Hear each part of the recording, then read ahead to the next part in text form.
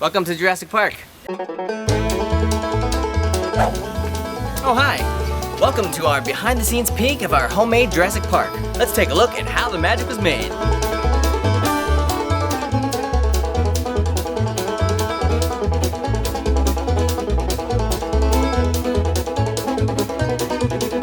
Because this scene is so character-driven, we wanted to make sure we got some really great character actors and comedians to just nail the performances. So we got a really great Goldblum. The Goldblum really takes it out of a guy. I mean, you have to really focus on the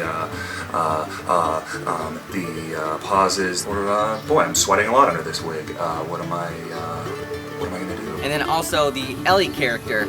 She doesn't have as much dialogue, but the actress we got, Carla, nailed those few lines. I think I was born to play Laura Dern, mostly because of the bangs and the hair, but also I think a good Laura Dern impersonation begins with a smile frown, like that. I decided to fill in today for the non-speaking role of Alan Grant. Not the first time I have donned this ensemble. So I get to do my really intense gaze out the window, and that's it. The rest of the time I'm just kicking back with these cool guys.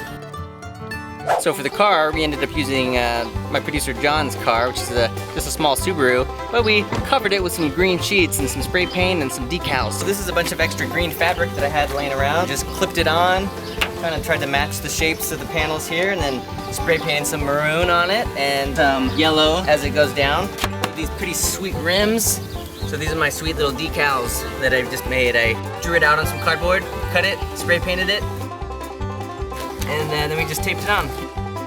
Looks like an official Jurassic Park vehicle. And I also made the little tour guide pass thing. I just drew it out real quick, used a highlighter and a red marker. Which way to Jurassic Park? I've gotten lost. These are our prehistoric shrubs made entirely out of cardboard. Bet you thought they were real, didn't ya? Constructed a long strip of it and we just slide it back and forth. We did a pretty fine paint job on these, just using a few shades of green. And since it shows up in the background, we're just hoping it gives you a sense of forestry and it sort of blends in with the real background. We had a little trouble getting this thing to stand up straight. We made a little guide that goes across a 2x4. We thought that would slide back and forth pretty well, but it turns out it wobbles forward. It's so long that the ends fall off depending on where you're pushing and pulling. So we've got some tape, we've got some strings that we kind of tug on either end to keep it tight against the fence. It really makes you think the car is moving, and it is not moving. Except for one shot where the car is moving and I jump out. Here we see the humans in their natural habitat, the park tour guide. Very natural, we've got umbrellas and lights, cameras.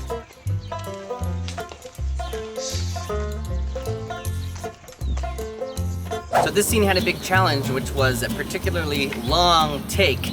Lasts like 30 seconds. It starts in the back seat with Malcolm, goes to the front seat, a lot of dialogue. We've never done anything that long before. Everything had to be perfect. All the hand gestures, all the lines, the camera movements.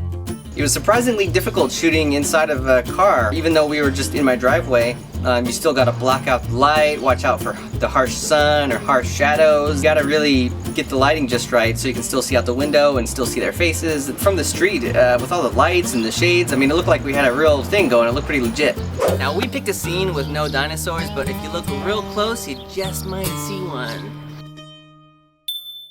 Luckily, we have a mask, so we blend in a little bit. Plus, it's Jurassic Park, gotta have dinosaurs, right?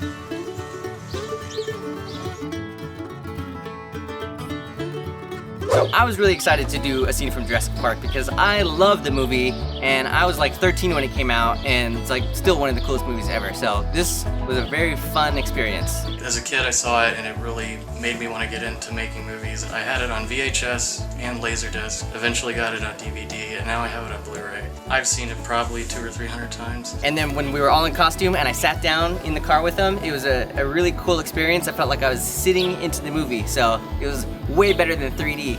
Hey, maybe go rent it if you haven't watched it recently. That's how we made homemade Jurassic Park. Don't forget to subscribe because we've got new episodes every Tuesday. And let us know in the comments what movies we should do next. Thanks for watching.